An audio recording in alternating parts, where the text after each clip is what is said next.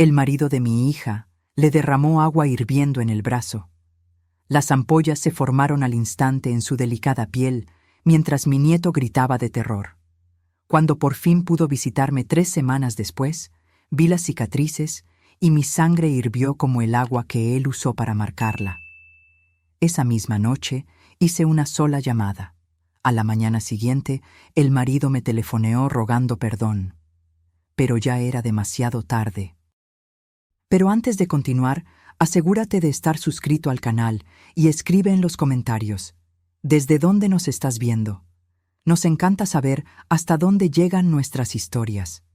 El olor a canela impregnaba mi pequeña tienda esa tarde de octubre. Estaba acomodando nuevos bordados cuando la silueta familiar de Lucía apareció en la puerta. Mi corazón se llenó de esa alegría automática que solo una madre conoce, pero algo era diferente. Llevaba una blusa de manga larga a pesar del calor, y su rostro, antes luminoso como el sol, parecía una vela a punto de apagarse. «Mamá», dijo suavemente, forzando una sonrisa. Lucía siempre fue mi luz, mi esperanza en forma humana. Desde pequeña, sus sueños eran tan grandes como el cielo. Quería estudiar, viajar, conocer el mundo más allá de las montañas que rodeaban nuestra ciudad. Y lo logró. Se graduó como maestra, se casó con Ramón, un ingeniero civil de familia influyente, y tuvieron a Mateo, mi precioso nieto de 7 años. Dejé el bordado a un lado y la abracé, sintiendo su cuerpo tensarse bajo mi contacto. Algo andaba mal, muy mal. «Ven, preparé agua de Jamaica», la invité, guiándola a la pequeña sala en la parte trasera de la tienda. Mientras servía la bebida, un movimiento de Lucía hizo que su manga se subiera unos centímetros.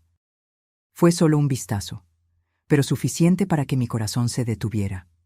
En la piel delicada de su muñeca había una marca roja y ampollada, con bordes irregulares que parecían la cartografía de una pesadilla. «¿Qué es eso?», pregunté, mi voz más firme de lo que esperaba. Lucía bajó la manga con la velocidad de quien esconde un secreto terrible. «Nada, mamá. Se me cayó agua hirviendo mientras hacía café». La mentira sonó tan ensayada que casi le creí. Casi. Quise insistir, arrancarle la verdad, pero algo me detuvo. Un miedo ancestral, tal vez. El miedo a descubrir que mi peor pesadilla era una realidad. En cambio, le pregunté por Mateo, por las clases en la escuela donde ella daba clases, tratando de encontrar en las entrelíneas alguna pista de lo que realmente estaba pasando. Fue entonces cuando Mateo entró corriendo, sus pequeños pies haciendo ruido en el piso de madera gastada de la tienda. «¡Abuela!», se lanzó a mis brazos, su pequeño cuerpo transmitiendo más calor y vida de lo que sentía en Lucía. «Mi pequeño guerrero», susurré, abrazándolo con fuerza. Sus ojos, tan parecidos a los de su madre, brillaban con esa inocencia que yo rezaba para que nunca le fuera robada. Aproveché un momento en que Lucía fue al baño para arrodillarme a la altura de Mateo. «¿Tu papá está bien?», pregunté casualmente, tratando de mantener mi voz ligera. La sonrisa de Mateo desapareció como una nube cubriendo el sol. Miró sus propios pies, balanceándose de un lado a otro. «Papá grita mucho», respondió finalmente, tan bajo que tuve que inclinarme para escucharlo. «Se le pone la cara roja como un chile cuando está enojado». Mi corazón se hundió. Mateo continuó, sus palabras saliendo como agua de una presa rota. «Ayer tiró la tetera caliente al piso. Mamá lloró». Tragué saliva, tratando de controlar el temblor que comenzaba en mis manos. Antes de que pudiera preguntar más, Lucía regresó, y el tema murió como una vela apagada por el viento. Se quedaron un poco más. Lucía evitando mi mirada, Mateo dibujando en un cuaderno viejo que guardaba para él. Cuando se despidieron, los observé por la ventana mientras caminaban por la calle de adoquines. Lucía encorvada, como si cargara un peso invisible. Mateo saltando a su lado, inconsciente del abismo que se abría bajo sus pies. Esa noche no pude dormir. La imagen de la quemadura en el brazo de Lucía bailaba detrás de mis párpados cerrados. No era una quemadura accidental. Yo conocía bien esas marcas. Era una quemadura intencional, con un patrón definido, como si alguien hubiera derramado algo hirviendo deliberadamente en su piel. La mañana llegó, trayendo decisión en lugar de miedo. Tomé el teléfono y marqué el número de Ramón. Mi yerno, el hombre a quien confié la felicidad de mi hija. Doña Carmen. Su voz sonó educada, casi amable. ¿A qué debo el honor? Vi las quemaduras en el brazo de Lucía. Dije sin rodeos, mi voz más firme que mi corazón. Hubo un silencio al otro lado de la línea. Un silencio que duró solo segundos, pero que dijo más que 1000 palabras. ¿Y si lo hice? La voz de él cambió por completo, volviéndose fría como el hielo. ¿Qué vamos a hacer al respecto? ¿Una anciana vendedora de canastas contra un Vázquez? Su apellido, el de una de las familias más influyentes de la región, fue pronunciado como un escudo, una armadura que lo protegía de las consecuencias de sus actos. Colgué sin responder. Mis manos temblaban tanto que apenas pude poner el teléfono en el gancho. La verdad estaba allí, cruda y terrible como una herida abierta. Ramón estaba quemando a mi hija, marcándola con fuego, como si fuera ganado. Y él creía estar por encima de la ley gracias a su apellido. Pude haber llorado. Pude haberme ahogado en la desesperación.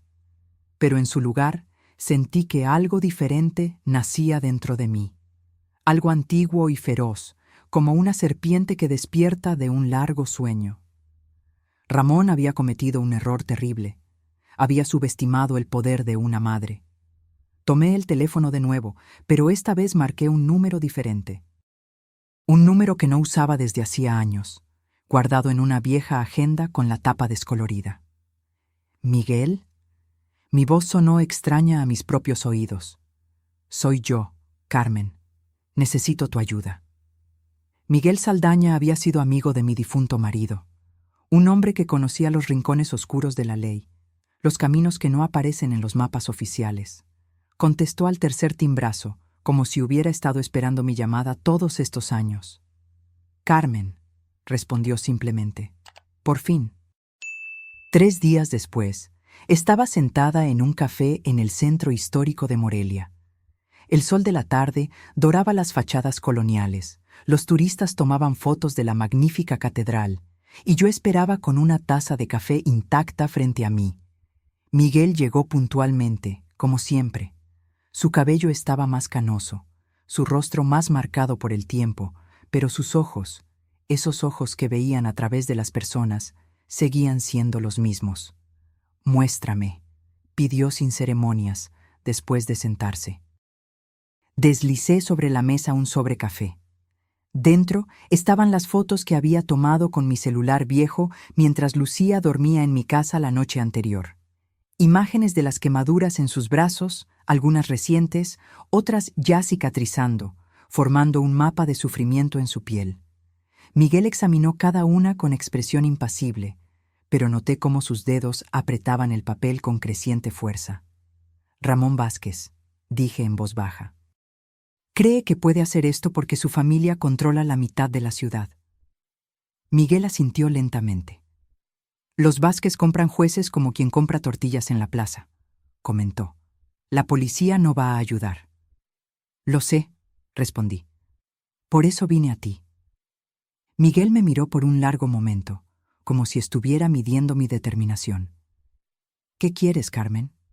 Justicia, respondí simplemente. La palabra flotó entre nosotros, densa como el humo. Miguel guardó las fotos de vuelta en el sobre. La justicia no es gratis, ni es limpia como en las películas. ¿Estás segura? Pensé en Lucía, en la niña que acuné en mis brazos, a la que le enseñé a bordar, que soñaba con un mundo mejor. Pensé en las quemaduras en su piel, en el terror en sus ojos, en el futuro de Mateo creciendo en una casa donde la violencia era rutina. Estoy segura, respondí, mi voz sin dejar lugar a dudas. Miguel se levantó, guardando el sobre en el bolsillo interior de su saco. No me busques. Cuando sea el momento, te encontraré. Mientras lo veía partir, sentí que un peso se me quitaba de los hombros, solo para ser reemplazado por otro diferente.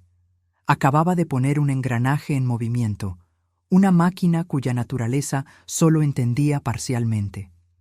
La semana siguiente mantuve mi rutina con un esfuerzo deliberado.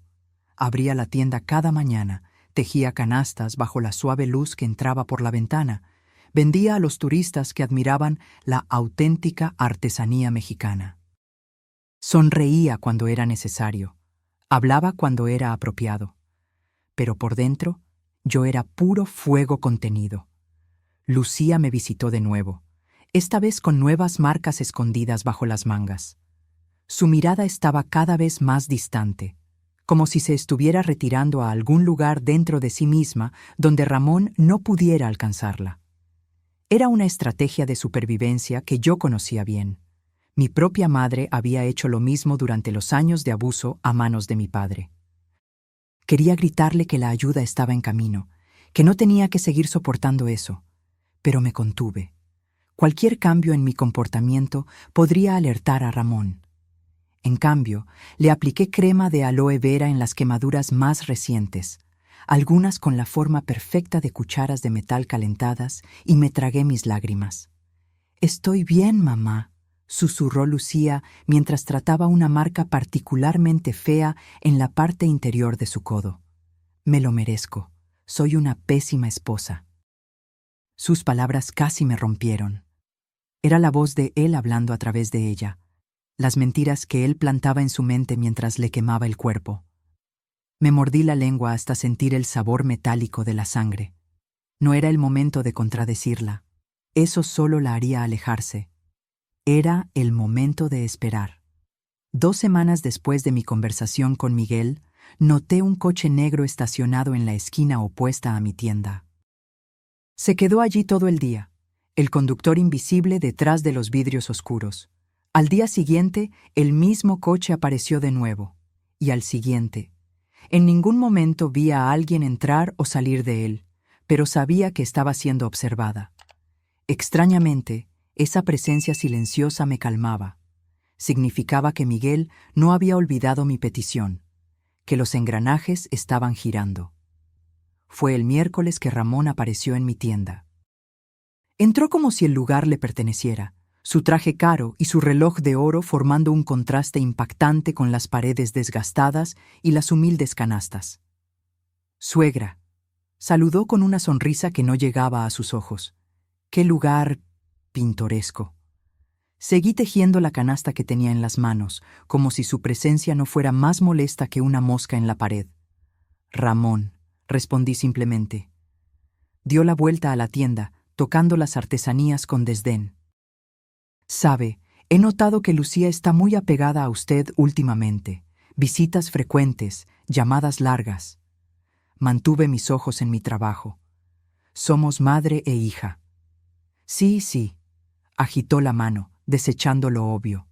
«Pero me preocupa que estas visitas la estén distrayendo de sus obligaciones en casa. Mateo necesita la atención de su madre. Yo necesito una esposa presente». Finalmente levanté los ojos para mirarlo. «Y Lucía necesita un marido que no la queme con agua hirviendo». Su sonrisa se congeló. Por un instante vi la máscara deslizarse, revelando la oscuridad que había debajo. Luego, tan rápido como apareció, la sombra se fue, reemplazada por el encanto calculado. «Ay, Carmen, siempre con su imaginación fértil.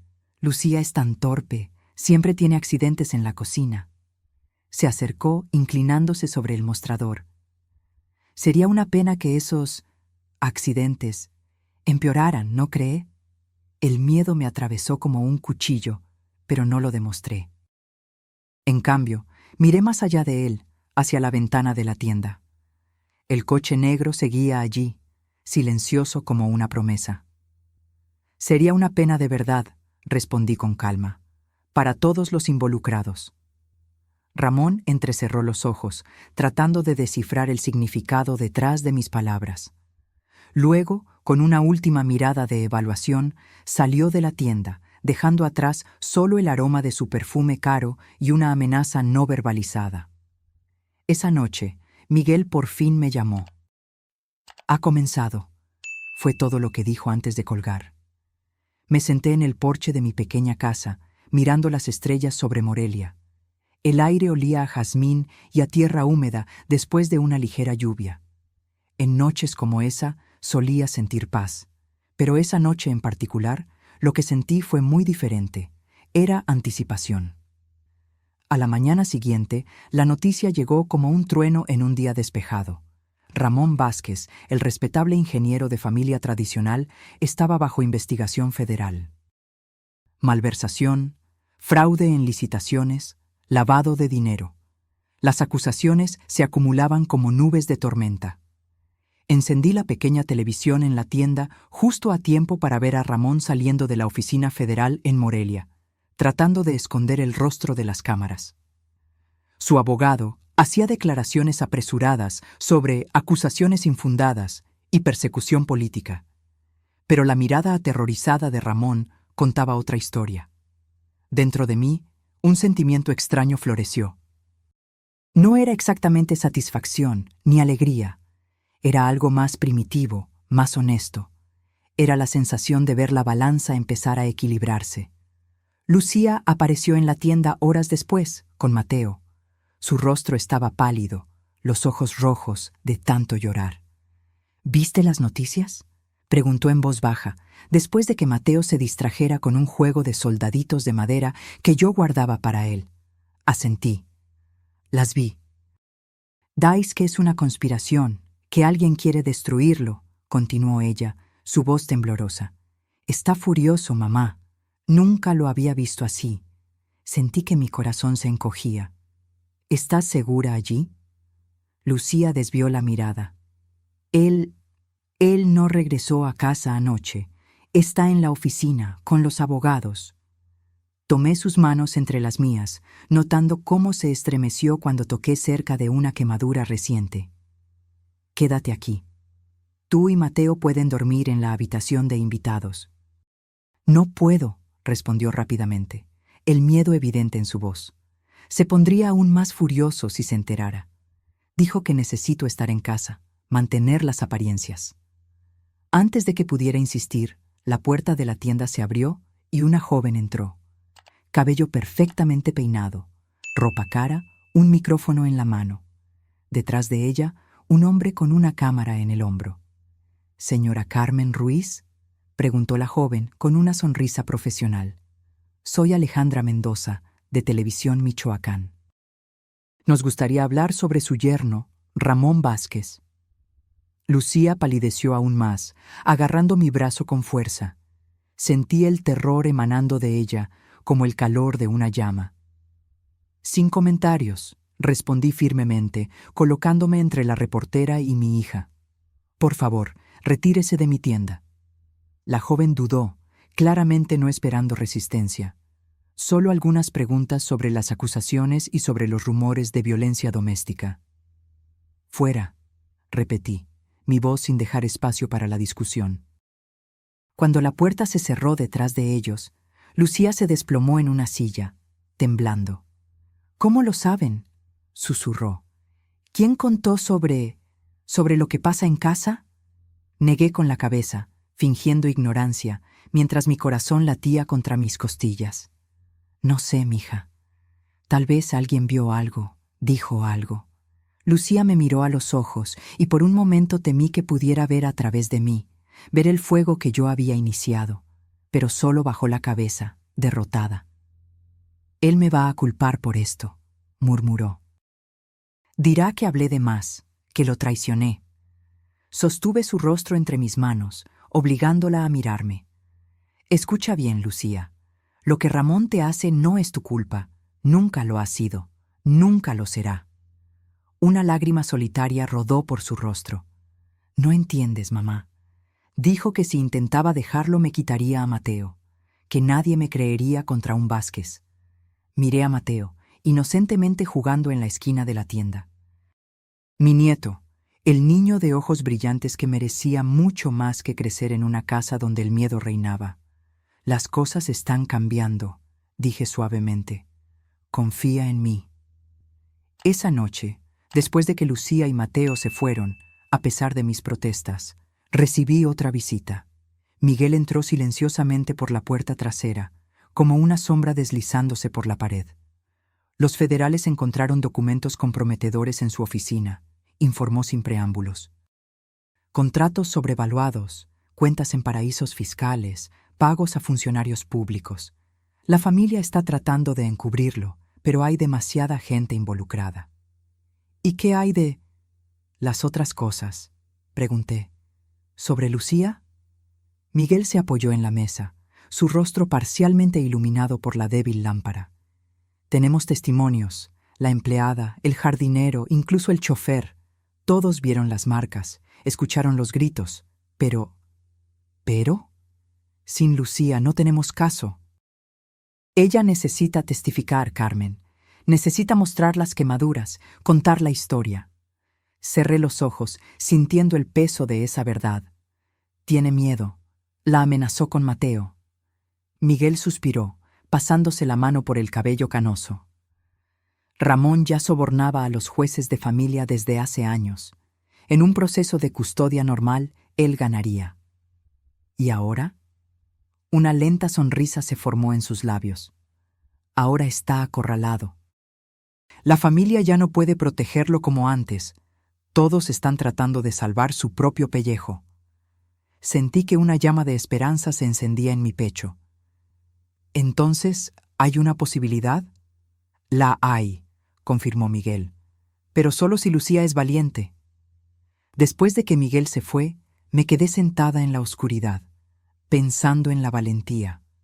No la valentía de las películas, grandiosa y espectacular, sino la valentía silenciosa que las mujeres como yo y Lucía necesitábamos cada día. La valentía de despertar y enfrentar otro día. La valentía de proteger a los que amamos, incluso cuando nuestro propio mundo se está desmoronando. A la mañana siguiente fui a la casa de Lucía, una mansión imponente en el barrio más exclusivo de Morelia, con paredes altas y un jardín meticulosamente cuidado. Un monumento a la riqueza de los Vázquez y para mi hija, una prisión dorada. La empleada me recibió con ojos asustados, susurrando que el señor estaba en casa y de mal humor. Ignoré su advertencia y me dirigí directamente a la sala de estar, donde encontré a Ramón al teléfono, el rostro rojo de ira. «No me importa lo que cueste», le gritaba al aparato. «Compra al maldito juez, compra al fiscal, compra a quien sea necesario». Cuando me vio, sus ojos se entrecerraron peligrosamente. «Te llamo luego», murmuró al teléfono antes de colgar. «¿Qué hace aquí, suegra?» «Vine a ver a mi hija», respondí con calma, aunque sentía que mi corazón se aceleraba. «Lucía está indispuesta», respondió secamente. «Vuelva otro día». Me mantuve firme. «¿Dónde está Ramón?» Algo en mi voz debió sonar diferente, porque me estudió con renovada atención. «¿Por qué la prisa, Carmen? ¿Por qué ahora?» Se acercó, su perfume caro invadiendo mi espacio. Curioso cómo todas estas acusaciones surgieron de repente, ¿no? Casi como si alguien estuviera coordinando todo. No retrocedí. «¿Dónde está mi hija?» Una sonrisa cruel se formó en sus labios. «¿Quiere verla? Está bien». Me condujo escaleras arriba hasta el dormitorio principal. Abrió la puerta con un gesto teatral, revelando a Lucía sentada en el borde de la cama, encogida como un pájaro herido. Levantó la vista cuando entramos, y el terror en su mirada me heló la sangre. «Mira quién vino a visitarte, querida», anunció Ramón con falsa cordialidad. «Tu madre está preocupada por ti». Lucía intentó sonreír, pero sus labios temblaban demasiado. «Estoy bien, mamá, solo un poco cansada». Fue entonces que lo noté. Llevaba una blusa de manga corta, y sus brazos, antes marcados por quemaduras, estaban limpios, perfectamente limpios. ¿Lo ve? Ramón sonrió triunfante. «Está muy bien. Todos esos rumores, tan absurdos, ¿no, querida?» Lucía asintió mecánicamente, aún sin encontrar mi mirada. «¿Dónde está Mateo?», pregunté, sintiendo que mi estómago se hundía. «Con mi madre», respondió Ramón de inmediato. Le encanta pasar tiempo con su nieto. Lo entendí todo en ese momento. Ramón había escondido la evidencia, probablemente obligando a Lucía a usar algún maquillaje especial para cubrir las quemaduras, y estaba usando a Mateo como rehén emocional. Lucía jamás hablaría mientras su hijo estuviera bajo el control de la familia Vázquez. Me gustaría quedarme unos minutos a solas con mi hija, pedí mirando directamente a Ramón. Él dudó, claramente sin querer dejarnos solas, pero preocupado por las apariencias. 5 minutos, concedió finalmente. Tengo llamadas importantes que hacer. Cuando la puerta se cerró detrás de él, corrí hacia Lucía, tomando sus manos entre las mías. ¿Qué te hizo?, susurré con urgencia. ¿Dónde están las marcas? Lucía miró la puerta, aterrorizada, antes de responder en una voz casi inaudible. Maquillaje a prueba de agua. Si me lo quito o le cuento a alguien, dijo que nunca volveré a ver a Mateo. Mi corazón se partió en 1000 pedazos. Mija, no puedes seguir así. Él te va a matar un día. Prefiero morir a perder a mi hijo, respondió con una determinación que me asustó. En ese momento entendí que había subestimado tanto el amor de una madre, el de Lucía por Mateo, como la crueldad de Ramón. Él había encontrado el arma perfecta, el amor maternal, transformado en grilletes. Miré el reloj. Nuestro tiempo se estaba acabando. Escucha, susurré rápidamente. Las cosas van a cambiar. Confía en mí. Solo resiste un poco más. Antes de que Lucía pudiera responder, la puerta se abrió de nuevo. Ramón entró, su falsa sonrisa de vuelta en su lugar. El tiempo se acabó, señoras. Estoy seguro de que pueden continuar esta conversación en otra ocasión. Salí de la mansión con el corazón pesado y la mente hirviendo. En el portón noté el coche negro estacionado discretamente al otro lado de la calle. Una pequeña chispa de esperanza se encendió dentro de mí. La guerra aún no estaba perdida. Los días siguientes trajeron una avalancha de noticias. La investigación sobre Ramón se expandía como un incendio fuera de control, engullendo a otros miembros de la familia Vázquez, a funcionarios públicos, incluso a un juez federal. Documentos confidenciales se filtraban a la prensa, fotos de encuentros clandestinos aparecían en los periódicos, grabaciones de conversaciones comprometedoras circulaban en las redes sociales. Era como ver un imperio desmoronarse ladrillo a ladrillo. Mantuve mi rutina, abriendo la tienda cada mañana, tejiendo canastas por la tarde, cerrando al atardecer. Respondía con educado desinterés cuando los clientes mencionaban el escándalo Vázquez, como lo había bautizado la prensa.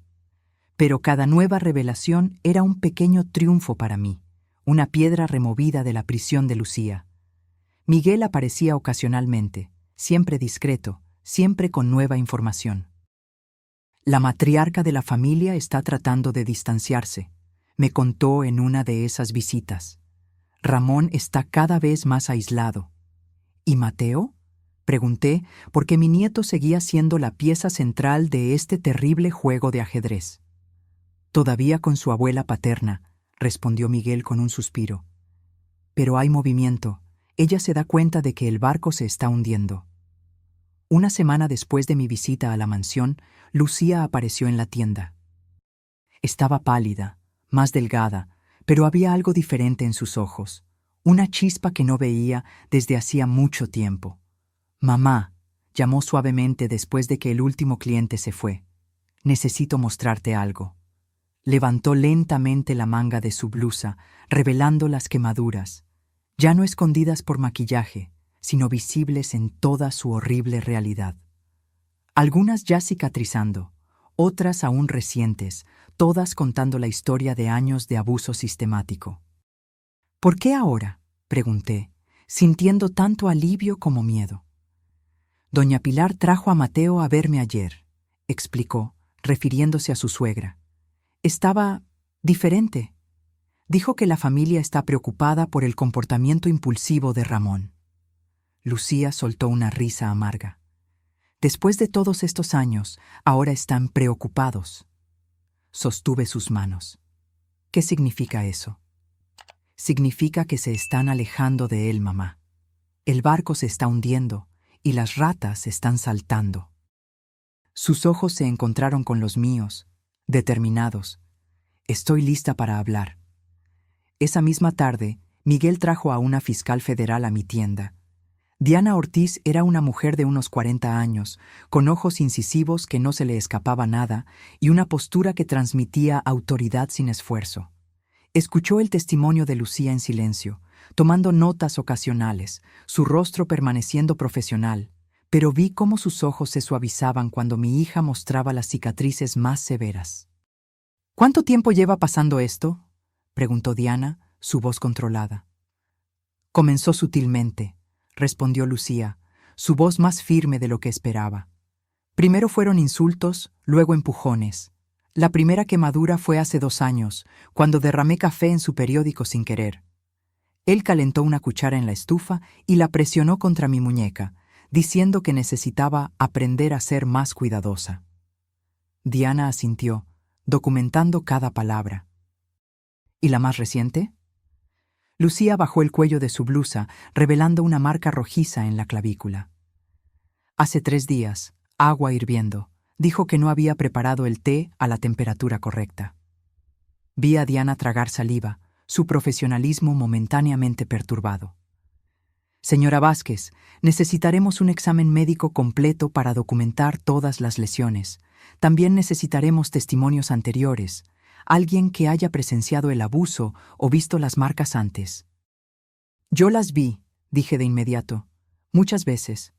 La empleada también, añadió Lucía. Y el chofer. A Ramón no le importaba quién estuviera viendo cuando sucedía. Arrogancia, comentó Miguel desde su rincón. Típico. Creía que estaba por encima de la ley. Diana cerró su cuaderno de notas. Tenemos pruebas suficientes para una orden de arresto por el delito de violencia doméstica. Con eso y las acusaciones financieras, no saldrá pronto. ¿Y Mateo?, preguntó Lucía, el miedo regresando a su voz. Mi hijo. Con la evidencia que tenemos, conseguiremos una orden de custodia temporal para usted, aseguró Diana.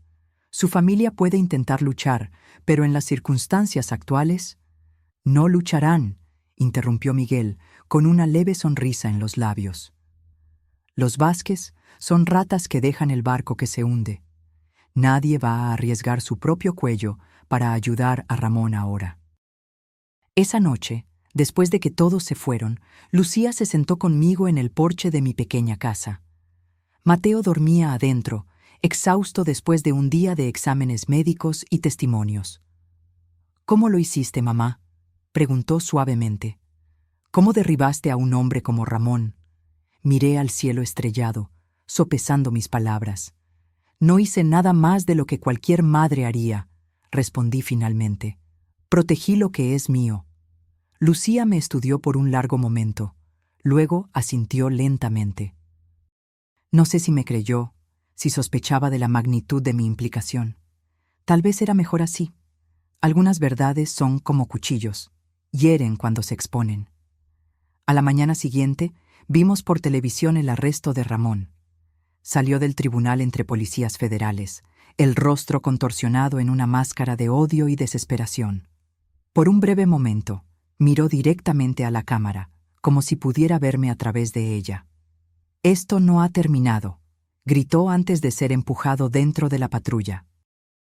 «¡No saben con quién están tratando!» Lucía tembló a mi lado, pero se mantuvo firme. Mateo, jugando con sus soldaditos en el piso de la sala, levantó la vista brevemente hacia la televisión, luego volvió a su juego sin mostrar emoción. Los niños son sorprendentemente resilientes, pensé. Tal vez él podría crecer sin las sombras de su padre cerniéndose sobre él. Los días se convirtieron en semanas. El caso de Ramón se volvió un escándalo nacional, con nuevas revelaciones surgiendo a diario. Otros miembros de la familia Vázquez fueron implicados en sus esquemas. Antiguos aliados se volvieron contra él, ofreciendo testimonios a cambio de inmunidad. El imperio que él y su familia habían construido se desmoronaba como un castillo de arena. Lucía y Mateo se quedaron conmigo. Lentamente vi a mi hija regresar. No la misma de antes, porque algunas heridas nunca sanan por completo, pero una versión más fuerte, más resiliente. Volvió a dar clases, ahora en una escuela cerca de mi tienda. Mateo hizo nuevos amigos, su risa resonando por la casa que por tanto tiempo solo conoció el silencio de mi soledad. Miguel aparecía ocasionalmente, siempre discreto. Nunca hablábamos de lo que habíamos hecho, de las líneas que habíamos cruzado. Algunas verdades es mejor dejarlas en las sombras. Una tarde de domingo, mientras Lucía y Mateo visitaban el mercado, Diana Ortiz apareció en mi tienda. No vestía su traje formal. Estaba en jeans y camiseta, su cabello suelto en lugar del habitual moño estricto. «Señora Carmen», saludó formalmente. «¿Podemos hablar?». Le ofrecí café, que aceptó con una sonrisa. Nos sentamos en la pequeña sala trasera, el aroma a canela y café llenando el aire. «El juicio de Ramón comienza en 2 semanas», informó. «Con la evidencia que tenemos, enfrentará una pena severa, tanto por los crímenes financieros como por la violencia doméstica». Asentí, esperando. Había algo más en su visita, podía sentirlo. «Curioso cómo todo se desencadenó», continuó, sus ojos estudiándome. «Todas las pruebas surgiendo simultáneamente, los testimonios, los documentos filtrados, casi como si alguien estuviera orquestando todo». Mantuve mi expresión neutral, revolviendo mi café lentamente. «La justicia tiene sus propios caminos, ¿no es así?». Diana sonrió ligeramente. «Sí, los tiene». Tomó un sorbo de café antes de continuar. «Sabe, en la Facultad de Derecho, mi profesor decía que hay 2 tipos de justicia, la de los tribunales y la de la calle. La primera es lenta, imperfecta, a veces falla. La segunda es rápida, eficiente, pero peligrosa». «¿Y cuál prefiere usted?», pregunté. «Depende del día», respondió con una sinceridad sorprendente. Luego, colocando la taza sobre la mesa, añadió: «Algunas personas no merecían el poder que tenían. Ramón Vázquez es una de ellas». Nos quedamos en silencio por un momento, un entendimiento no verbalizado flotando entre nosotras. «¿Qué pasó con su familia?», pregunté finalmente. «La madre regresó a España. Los hermanos están tratando de salvar lo que pueden de los negocios, distanciándose de él». Diana dudó. Luego continuó: «La parte interesante es que nadie está realmente luchando por él. Es como si todos supieran que se merece lo que le está pasando». Cuando Diana se fue, me quedé sentada sola, contemplando el torbellino de los últimos meses. Había desatado fuerzas que apenas comprendía, puesto en movimiento engranajes que ahora giraban por su cuenta. Había cruzado líneas que nunca imaginé cruzar. Pero cuando Lucía y Mateo regresaron del mercado, ella riéndose de algo que el niño había dicho, su rostro libre de ese miedo constante que por tanto tiempo la había acompañado, supe que lo haría todo de nuevo, sin dudarlo. El juicio de Ramón duró menos de lo que esperábamos. La evidencia era abrumadora, los testimonios devastadores. Lucía habló por casi 2 horas, su voz ganando fuerza a medida que describía los años de abuso. Mostró cada cicatriz, explicó cada quemadura. Cuando terminó, hubo un silencio sepulcral en la sala del tribunal. Yo testifiqué después de ella, contando lo que había visto, cómo había intentado ayudar. No mencioné a Miguel, ni las medidas que tomamos. Algunas verdades permanecen enterradas. La empleada de la casa también testificó, describiendo cómo encontraba a Lucía llorando en el baño, aplicándose hielo en quemaduras recientes. El chofer relató los arranques de furia de Ramón, las amenazas que hacía abiertamente, y luego, sorprendentemente, la propia madre de Ramón, doña Pilar, apareció para testificar. Entró a la sala del tribunal con una dignidad silenciosa, evitando mirar a su hijo. «Señora Vázquez», comenzó el fiscal, «¿estaba usted al tanto de los abusos que su hijo infligía a su esposa?». Doña Pilar mantuvo la mirada fija al frente, las manos cruzadas sobre su regazo. Sí, respondió simplemente. Un murmullo recorrió la sala. ¿Y usted no hizo nada para impedirlo? Cerró los ojos brevemente. Mi marido también era un hombre difícil. En nuestra familia, las mujeres aprenden a no cuestionar. Luego, volteándose hacia Lucía por primera vez, añadió: Lo siento mucho, hija mía, te fallé. Vi a Lucía llevarse la mano a la boca, conmocionada por esta confesión inesperada. Ramón, sentado con sus abogados, parecía haber envejecido 10 años. Su rostro, antes arrogante, ahora mostraba profundas líneas de desesperación. Cuando el juez pronunció la sentencia, 18 años por violencia doméstica, más 12 por los crímenes financieros, Ramón no mostró emoción.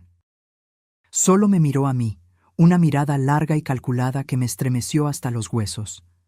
«Esto no ha terminado», murmuró mientras los guardias se lo llevaban. No era una amenaza vacía, era una promesa. Esa noche celebramos en silencio en casa. No era una victoria para ser celebrada con champán y risas, sino con el silencio respetuoso de los sobrevivientes. Mateo se durmió temprano, exhausto por la tensión del día. Lucía y yo nos quedamos en el porche, observando las estrellas. «¿Qué va a pasar ahora?», preguntó suavemente. «Ahora vivimos», respondí. «Un día a la vez». Lucía apoyó su cabeza en mi hombro, como hacía cuando era niña. «Tengo miedo, mamá. Miedo de que encuentre una manera de lastimarnos, incluso desde la prisión». Yo también tenía ese miedo, aunque no lo admitiría. La familia Vázquez podía estar debilitada, pero aún tenía conexiones, dinero, influencia. Y Ramón tenía tiempo, mucho tiempo para planear, para cultivar su odio, para soñar con la venganza.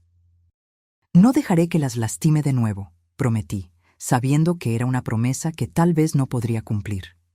Nunca más. 3 meses después del juicio, la vida había encontrado un nuevo ritmo. Lucía daba clases a tiempo completo, Mateo se adaptaba bien a la nueva escuela y yo seguía con mi tienda de artesanías. Raramente hablábamos de Ramón o de lo que habíamos pasado. Era como si intentáramos borrar ese capítulo de nuestras vidas. Entonces, un miércoles común, Miguel apareció en la tienda. Su rostro estaba más grave de lo habitual, los ojos sombríos. «Hubo un intento de fuga», informó sin preámbulos. «Ramón y otros 2 prisioneros. Los guardias los interceptaron a tiempo». Sentí que mi corazón se detenía por un instante. ¿Estaba viniendo para acá? ¿Para nosotros? Miguel asintió lentamente. Encontraron mapas, notas. Había planeado todo cuidadosamente. «¿Qué hacemos ahora?», pregunté, mis manos temblando ligeramente. «Fue transferido a una prisión de máxima seguridad en otro estado», respondió Miguel. «Pero eso no significa que estemos a salvo. Aún tiene contactos, gente que le debe favores». Esa noche no pude dormir. Me quedé en el porche hasta el amanecer, observando las sombras, imaginando asesinos en cada ruido de la noche. La venganza de Ramón se cernía sobre nosotras como una tormenta distante, pero inevitable. Fue Lucía quien propuso la solución, una semana después. «Vámonos», dijo durante el desayuno. «Dejar Morelia, empezar de nuevo en otro lugar». La miré sorprendida. «¿Abandonar todo? ¿La tienda, tu escuela, los amigos de Mateo?» Lucía asintió, sus ojos mostrando una determinación que me recordó dolorosamente a mí misma. «Es la única manera de ser realmente libres de él, mamá. Mientras estemos aquí, siempre seremos las víctimas de Ramón Vázquez, la familia que derribó a los poderosos Vázquez. En otro lugar, podemos ser solo nosotros mismos». Consideré sus palabras, sintiendo el peso de la decisión. Morelia era mi hogar desde hacía más de 4 décadas. Mi marido estaba enterrado aquí. Mis recuerdos, buenos y malos, estaban impregnados en estas calles de adoquines, en estas paredes coloniales. Pero luego miré a Mateo, dibujando tranquilamente en la mesa de la cocina, y a las cicatrices en los brazos de Lucía, marcas que nunca desaparecerían por completo. ¿Qué era un lugar comparado con su seguridad? ¿A dónde iríamos?, pregunté finalmente. Lucía sonrió, la primera sonrisa verdaderamente libre que vi en su rostro en años. Estaba pensando en Mérida, clima cálido, cerca de la playa, buenas escuelas para Mateo, y lejos, muy lejos de aquí. Miguel nos ayudó con los preparativos. Nuevos documentos, una casa modesta en un barrio tranquilo de Mérida, transferencias bancarias discretas. Diana Ortiz, sorprendentemente, también ofreció ayuda, asegurándose de que nuestro paradero permaneciera confidencial en los registros oficiales. Le vendí la tienda a una joven artesana, una chica amable con ojos brillantes y manos hábiles que me recordaba a mí misma hace décadas. Empaqué solo lo esencial: algunas prendas, fotografías familiares, los instrumentos de tejido que heredé de mi madre. La víspera de nuestra partida, hice una última visita al cementerio. Me arrodillé ante la tumba simple de mi marido, trazando las letras desgastadas de su nombre. «Nos vamos, amor», susurré a la piedra fría. «Protegí a nuestra hija, como tú lo habrías hecho. Pero ahora necesitamos un nuevo comienzo». Sentí lágrimas calientes rodando por mis mejillas. No hubo respuesta, solo el suave susurro de las hojas en los árboles de arriba. Pero de alguna manera, sentí paz. Sentí que él lo entendería. Dejamos Morelia antes del amanecer, en un coche alquilado con vidrios oscuros. Miguel nos acompañó hasta el aeropuerto, su rostro impasible como siempre. «Salvaste nuestras vidas», le dije antes de que abordáramos. «Nunca lo olvidaré». Él solo asintió, apretando mi mano brevemente. «Tú hiciste lo imposible, Carmen. Derribaste un imperio con nada más que determinación». Miré a Lucía y a Mateo, esperando en la fila de embarque. «No fue determinación», corregí suavemente. «Fue amor». El vuelo a Mérida fue tranquilo. Las nubes debajo de nosotros parecían tan sólidas como el suelo que habíamos dejado atrás. Mateo dormía en el asiento del medio, su cabeza apoyada en el brazo de Lucía. «¿Crees que nos encontrará?», preguntó Lucía en voz baja, su miedo aún presente a pesar de todo. Tomé su mano, notando cómo las cicatrices comenzaban a aclararse. «No», respondí con una confianza que no sentía del todo. Este capítulo ha terminado. Pero incluso mientras decía esas palabras, sentí un escalofrío en la espalda. Ramón no era un hombre que olvidara. Su odio no disminuiría con el tiempo, solo se profundizaría como una herida infectada. 30 años en una prisión le darían tiempo de sobra para planear, para esperar. Miré por la ventana del avión, viendo a Michoacán desaparecer bajo las nubes. Dejamos atrás no solo un lugar, sino una versión de nosotras mismas. La mujer que se subió a ese avión ya no era solo Carmen, la artesana. Era Carmen, la mujer que había desafiado un imperio por amor a su hija. Carmen, que había aprendido que la justicia a veces llega por caminos inesperados. Y si un día Ramón nos encontraba, no encontraría a las mismas mujeres asustadas. Encontraría a sobrevivientes, forjadas en el fuego de su propia crueldad. Mérida nos recibió con un calor húmedo y abrasador, tan diferente del clima templado de Morelia. Nuestra casa estaba en un barrio colorido, las fachadas pintadas en tonos vibrantes de azul, rosa y amarillo. Las calles eran arboladas, la gente sonreía, el aire cargado con el aroma de flores tropicales y comida callejera. Lucía encontró trabajo en una escuela bilingüe, donde su experiencia y educación fueron valoradas. Mateo se adaptó con la facilidad típica de los niños, pronto haciendo amigos entre los vecinos. Y yo empecé de nuevo.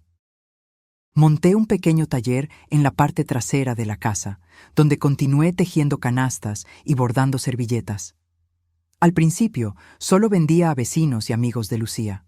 Luego, una tienda en el centro turístico comenzó a comprar mis piezas con regularidad. Pronto, los turistas americanos y europeos descubrieron mi trabajo, encantados con lo que llamaban auténtica artesanía yucateca, aunque mis diseños todavía llevaban la influencia de Michoacán. Los meses se convirtieron en años. Las cicatrices de Lucía se aclararon hasta convertirse en solo líneas pálidas en su piel bronceada por el sol de Yucatán. Mateo creció, convirtiéndose en un adolescente alto y pensativo, con talento para el dibujo. Nuestras vidas encontraron un ritmo, una paz que jamás imaginé posible después de todo lo que habíamos pasado. Ocasionalmente, noticias de Morelia llegaban a nosotras. Miguel llamaba de vez en cuando, siempre de números diferentes, siempre con conversaciones breves y codificadas. Diana Ortiz nos enviaba tarjetas de Navidad con mensajes genéricos, pero que nos reafirmaban que estábamos a salvo, olvidadas. Ramón permanecía en la prisión, su imperio desmantelado, su familia dispersa. La justicia había prevalecido, o eso pensábamos. Fue un jueves común cuando nuestra paz se vio alterada. Yo estaba en el porche, tejiendo un nuevo diseño en una canasta, cuando noté el coche, negro, vidrios oscuros, estacionado al otro lado de la calle. Podría ser una coincidencia. Mérida estaba llena de turistas ricos con coches de alquiler. Pero algo en la manera en que permanecía allí, inmóvil, despertó un escalofrío de memoria. Observé el coche durante toda la tarde. No se movió. Nadie entró ni salió. Cuando Lucía llegó del trabajo, con Mateo justo detrás cargando su mochila de la escuela, le mencioné casualmente sobre el vehículo. Ella se congeló, siguiendo mi mirada. «¿Cuánto tiempo lleva ahí?», preguntó, su voz baja para que Mateo no escuchara. «Desde el mediodía, por lo menos». Lucía respiró hondo, forzando una sonrisa. «Probablemente no es nada. Turistas, tal vez». Pero esa noche revisó las cerraduras 3 veces antes de dormir. Yo me quedé despierta hasta tarde, sentada cerca de la ventana delantera, observando. El coche todavía estaba allí cuando finalmente sucumbí al sueño. A la mañana siguiente había desaparecido. Sentí un alivio momentáneo, seguido de una ola de paranoia. ¿A dónde había ido? ¿Por qué? ¿Quién nos estaba observando? Llamé a Miguel ese mismo día, usando el número de emergencia que él nos había dado años atrás. ¿Un coche negro?, repitió, su voz tensa incluso a través de la conexión telefónica precaria. ¿Estás segura? Absolutamente, respondí, sintiendo que el miedo familiar regresaba. Es él, ¿verdad? Ramón encontró una manera. Miguel se quedó en silencio por un momento.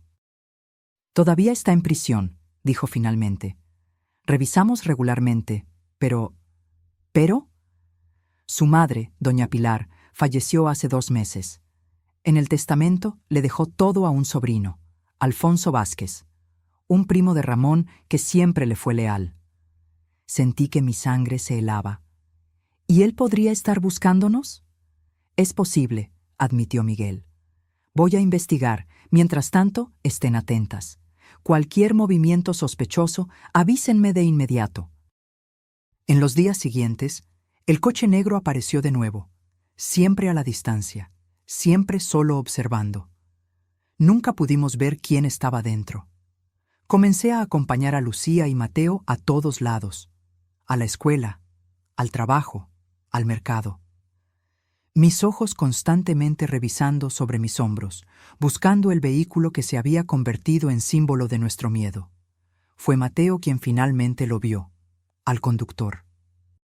Estábamos regresando del mercado cuando el niño, ahora de 13 años, se detuvo abruptamente. «Ese hombre nos está siguiendo», dijo, señalando discretamente a un hombre de mediana edad parado cerca de un puesto de frutas. «Estaba en mi escuela ayer y en el restaurante donde almorzamos hoy». Miré en la dirección indicada y sentí que mi corazón fallaba. El hombre era alto, delgado, con cabello canoso bien cuidado. Llevaba ropa cara, gafas oscuras y tenía algo familiar en su porte, la misma arrogancia que Ramón llevaba, la misma manera de posicionarse como si el mundo le perteneciera. «Vámonos a casa», susurré, tirando de Mateo y Lucía. «Ahora». Esa noche tomamos una decisión. No podíamos seguir huyendo para siempre, viviendo con miedo, mirando sobre nuestros hombros. Si Alfonso Vázquez nos había encontrado, otros también podrían. La sombra de Ramón nos seguiría eternamente, a menos que lo enfrentemos, concluyó Lucía, su voz sorprendentemente firme. De una vez por todas. Miguel llegó 2 días después, trayendo consigo a Diana Ortiz. Se hospedaron en un hotel cercano, nunca visitando nuestra casa directamente para no atraer la atención. Nos encontrábamos en cafés diferentes, parques, tiendas, siempre en movimiento, siempre vigilantes. Alfonso Vázquez llegó a Mérida hace 3 semanas, confirmó Miguel. Ha estado visitando a Ramón en la prisión regularmente en el último año. Sabemos que las está buscando, pero no sabemos exactamente qué pretende. Y no podemos simplemente arrestarlo por estar en la misma ciudad que ustedes, añadió Diana con frustración. No ha hecho nada ilegal. Aún, completó Lucía sombríamente. Fue entonces que formamos nuestro plan. No huiríamos de nuevo. Esta vez prepararíamos una trampa. Si Alfonso quería llegar a nosotras, le dejaríamos un camino abierto, pero en nuestras condiciones, en nuestro territorio. Diana organizó una vigilancia policial discreta. Miguel contrató a guardias de seguridad privados para monitorear nuestra casa y los lugares que frecuentábamos, y yo decidí hacer algo que nunca imaginé hacer. Compré un pequeño revólver. Miguel me enseñó a usarlo en un campo aislado en las afueras de la ciudad. Mis manos temblaban con cada disparo, el retroceso del arma enviando ondas de dolor por mis brazos envejecidos. Pero seguí practicando, día tras día, hasta que el peso del metal se volvió familiar, hasta que pude acertar al objetivo consistentemente. Espero no necesitarlo nunca, comenté mientras limpiábamos las armas después de una sesión. Miguel me miró con sus ojos sabios y cansados. Yo también, Carmen, pero en este mundo, a veces la mejor defensa es estar preparado para lo peor. 2 semanas después, Alfonso hizo su movimiento. Era domingo por la mañana. Lucía y Mateo habían salido para la misa. Parte del plan, dejarme sola en casa como carnada. Yo estaba en la cocina, preparando café, cuando escuché el sonido distintivo de alguien forzando la puerta trasera. Mi corazón se aceleró, pero mis manos permanecieron firmes. Lentamente, tomé el revólver escondido en el cajón de la cocina. El peso del metal era reconfortante, real. Me coloqué contra la pared, respirando profundamente para calmar mis nervios. La puerta se abrió. Pasos silenciosos cruzaron la pequeña lavandería. Luego él apareció, Alfonso Vázquez, aún más imponente de cerca. Alto, elegante, con la misma mirada de superioridad que toda la familia Vázquez parecía poseer como herencia. Señora Carmen, saludó con falsa cordialidad, como si fuera un invitado esperado. Por fin nos encontramos.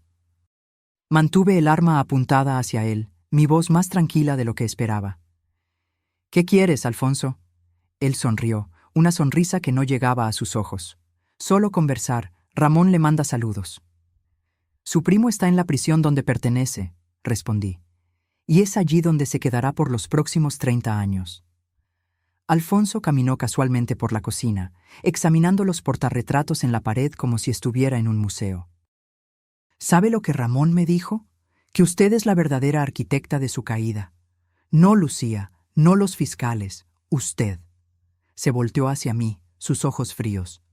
Una simple vendedora de artesanías que derribó el imperio Vázquez. ¿Qué quieres? Repetí, mi dedo firme en el gatillo. Justicia, respondió simplemente. Ojo por ojo.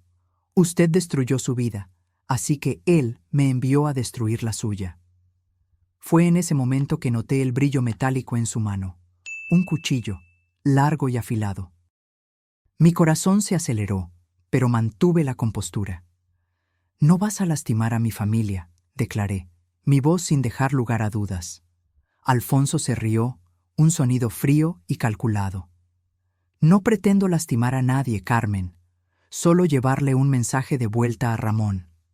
Dio un paso adelante, el cuchillo reflejando la luz de la mañana, que su venganza ha sido consumada. En ese momento escuché sirenas a lo lejos. la señal de que Miguel y Diana habían detectado la invasión, de que la ayuda estaba en camino. Pero Alfonso también la escuchó. Su rostro se contorsionó de furia. «Usted planeó esto», siseó, avanzando hacia mí. No dudé. El entrenamiento de Miguel tomó el control, mi cuerpo actuando por instinto. 2 disparos, no para matar, sino para inmovilizar. El primero le dio en el hombro, el segundo en la pierna. Alfonso cayó, el cuchillo tintineando en el piso de baldosas. La policía llegó minutos después, seguida por Miguel y Diana. Mientras los paramédicos atendían a Alfonso, yo permanecí sentada en el porche, el revólver ahora seguro en las manos de Miguel. Mi cuerpo temblaba incontrolablemente, la adrenalina finalmente disipándose. «Se acabó», dijo Diana, sentándose a mi lado. «De verdad, esta vez». «¿Cómo puedes estar segura?», pregunté, mi voz débil. «Porque encontramos evidencia en el hotel de Alfonso, cartas de Ramón, detallando todo el plan». No solo quería asustarlas, quería eliminar a los testigos que lo pusieron en prisión. Diana colocó su mano en mi hombro. «Con esto, Ramón enfrentará nuevas acusaciones. Conspiración para asesinato. Su sentencia será extendida, probablemente para el resto de su vida». Cuando Lucía y Mateo regresaron, encontraron la casa rodeada de patrullas policiales y una ambulancia. Lucía corrió hacia mí, el pánico en sus ojos.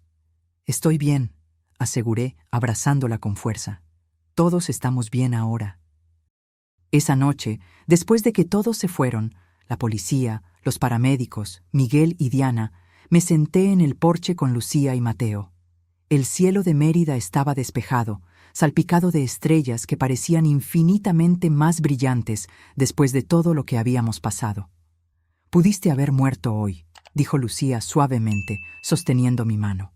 Sus cicatrices se rozaron contra mi piel arrugada, marcas de batallas diferentes, pero ambas testigos de nuestra supervivencia. «Pero no morí», respondí simplemente, «y ahora él nunca más nos alcanzará». Mateo, que se había mantenido inusualmente callado desde que regresó a casa y descubrió lo que había sucedido, finalmente habló. «¿Le disparaste, abuela? ¿De verdad?» Miré a mi nieto, ahora casi un hombre, pero aún con esa inocencia en la mirada que tanto había luchado por preservar. «Sí», respondí honestamente, «para proteger a nuestra familia». Él asintió lentamente, absorbiendo esta nueva verdad sobre su abuela de 60 y tantos años. No solo una tejedora de canastas, sino una mujer capaz de enfrentar el mal cuando era necesario. «Eres valiente», dijo finalmente. Sonreí, acariciando su cabello como lo hacía cuando era pequeño. «No, mijo. Solo una madre, solo una abuela». En los días que siguieron, nuestra historia fue brevemente noticia. Primero a nivel local, luego nacionalmente cuando se estableció la conexión con el caso Vázquez. Periodistas aparecieron en nuestra puerta, queriendo detalles, queriendo transformar nuestro dolor en titulares. Rechazamos todas las entrevistas, todos los invitados a programas de televisión. Nuestra historia era nuestra, no un espectáculo para el consumo público. Diana se aseguró de que los procesos legales fueran discretos. Alfonso fue acusado de intento de homicidio, posesión ilegal de arma y conspiración. Las cartas encontradas en su habitación de hotel sirvieron como evidencia no solo contra él, sino también contra Ramón, quien recibió nuevas acusaciones de conspiración para asesinato directamente desde su celda en la prisión. «Nunca más verá la luz del día como un hombre libre», me aseguró Miguel en su última visita antes de regresar a Morelia. «Ahora puedes descansar, Carmen». Descansar. Una palabra tan simple, pero que llevaba el peso de años de vigilancia, de miedo, de mirar constantemente sobre los hombros. ¿Podría ser verdad? ¿Que finalmente éramos libres? 6 meses después del incidente con Alfonso, nuestra vida había encontrado un nuevo ritmo. Lucía recibió un ascenso en la escuela, convirtiéndose en coordinadora pedagógica. Mateo, inspirado tal vez por los eventos recientes, decidió que quería estudiar Derecho cuando terminara la preparatoria. para ayudar a personas como nosotros, abuela, explicó con la simplicidad directa de la juventud. En cuanto a mí, abrí una pequeña tienda en el centro histórico de Mérida, no solo para vender mis artesanías, sino para enseñar. 2 veces por semana ofrecía clases de tejido a mujeres locales, muchas de ellas provenientes de situaciones de vulnerabilidad. No se trataba solo de canastas y bordados, se trataba de independencia, de crear con las propias manos, de transformar el dolor en belleza. En una de esas clases, una joven llegó con el rostro marcado por moretones mal disimulados bajo maquillaje espeso. Sus manos temblaban mientras intentaba aprender los primeros puntos de bordado. Reconocí en ella el mismo miedo que había visto en los ojos de Lucía años atrás. Después de la clase, le ofrecí un café en el pequeño espacio en la parte trasera de la tienda. Ella aceptó vacilante, sus ojos revisando constantemente el reloj, la señal de alguien con miedo de llegar tarde, de provocar la ira de un agresor. «Mi nombre es Carmen», dije suavemente, sirviendo el café en tazas de cerámica de colores. «Y puedo ayudar si quieres». Ella levantó la vista, sorprendida. «¿Ayudar con qué?» «Con cualquier cosa que necesites», respondí, indicando discretamente los moretones en su rostro. A veces necesitamos algo más que solo aprender a bordar. La joven, Gabriela era su nombre, se echó a llorar. Me contó sobre su marido violento, sobre el miedo constante, sobre la vergüenza que le impedía buscar ayuda. «¿Crees que no hay salida?», dije, no como una pregunta, sino como una constatación. «Que él es demasiado poderoso, que nadie te creerá, que estás sola».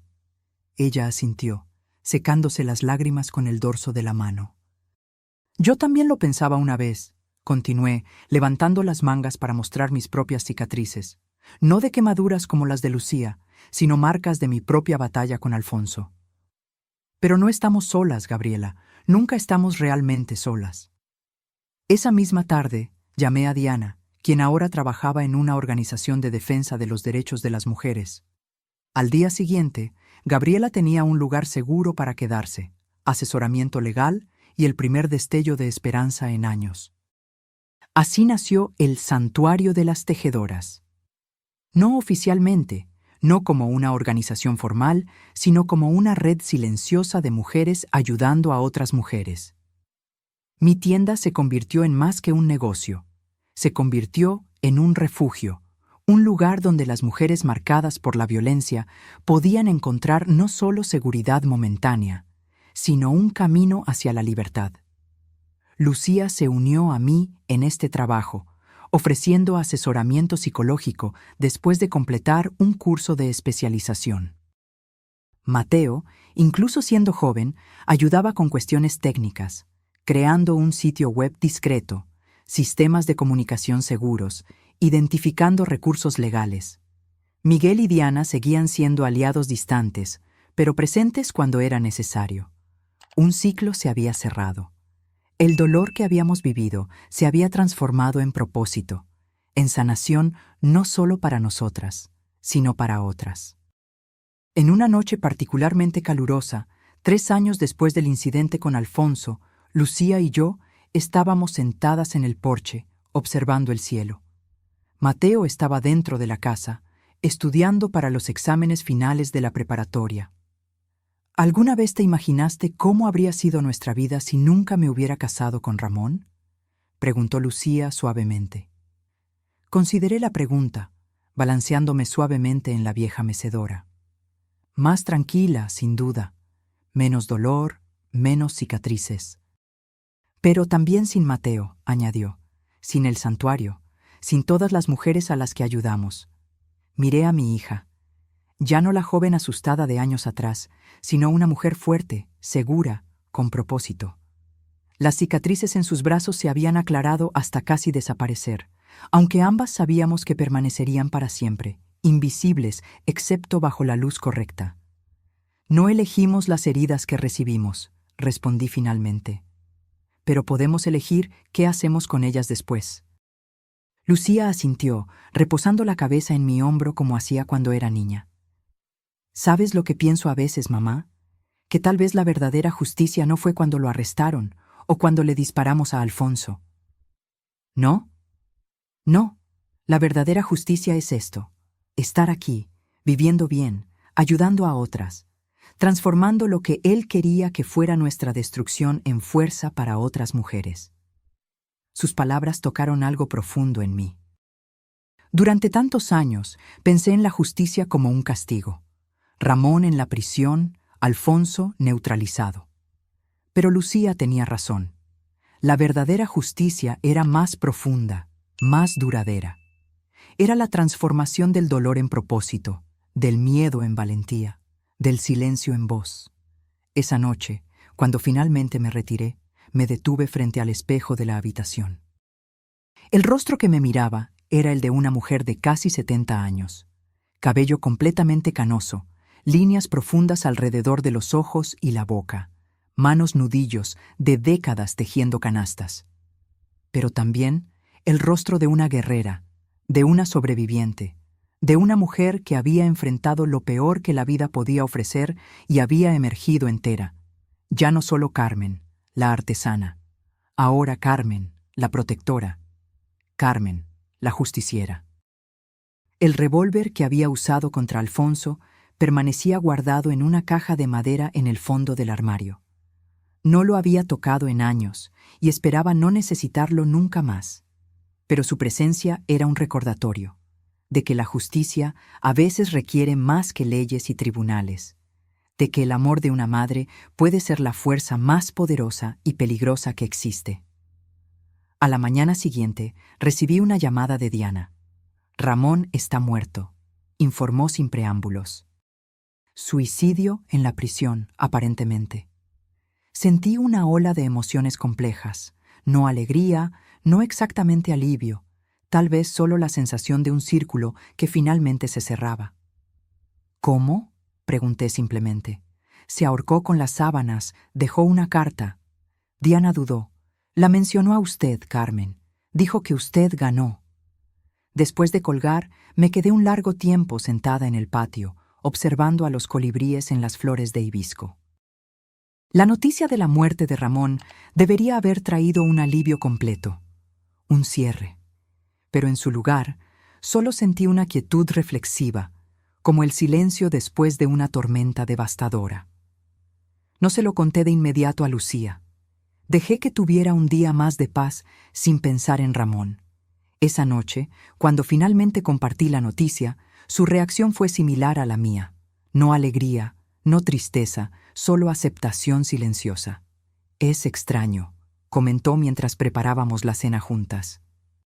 Una parte de mí siempre lo imaginó vivo, planeando, esperando, como si fuera inmortal.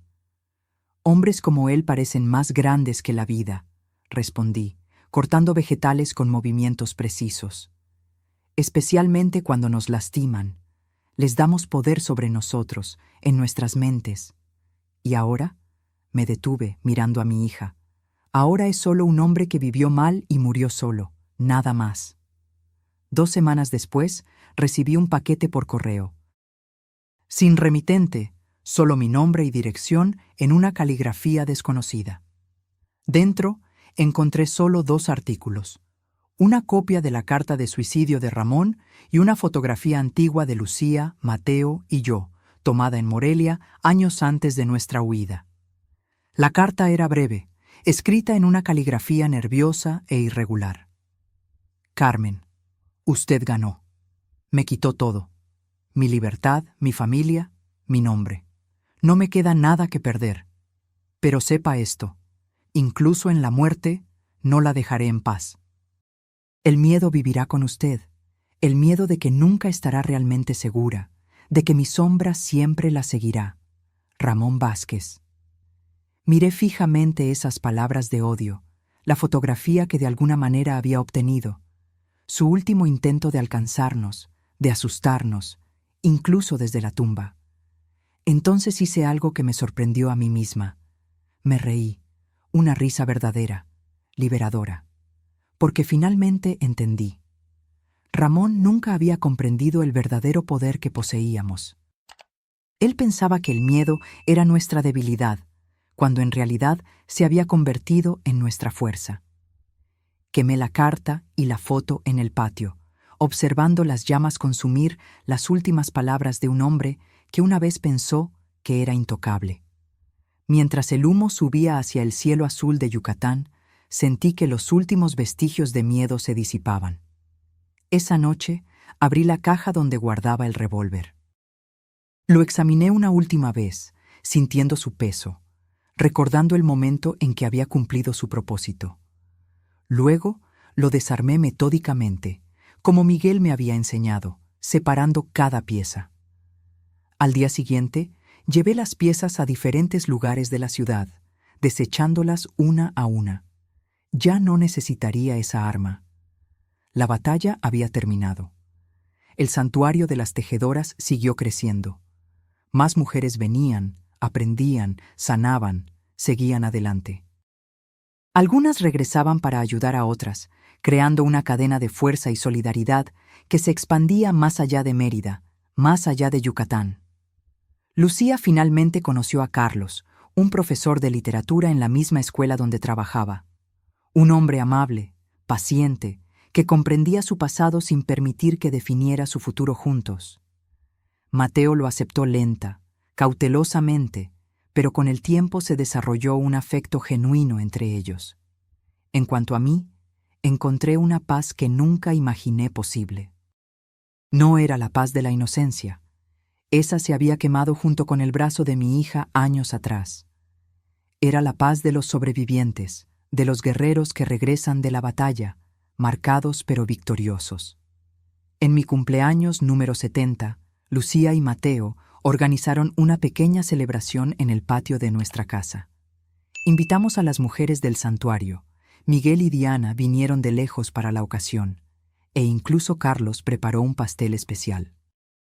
Mientras observaba a esas personas reunidas, algunas aún con marcas visibles de sus propios infiernos personales, otras con cicatrices invisibles pero igualmente profundas, sentí una gratitud abrumadora.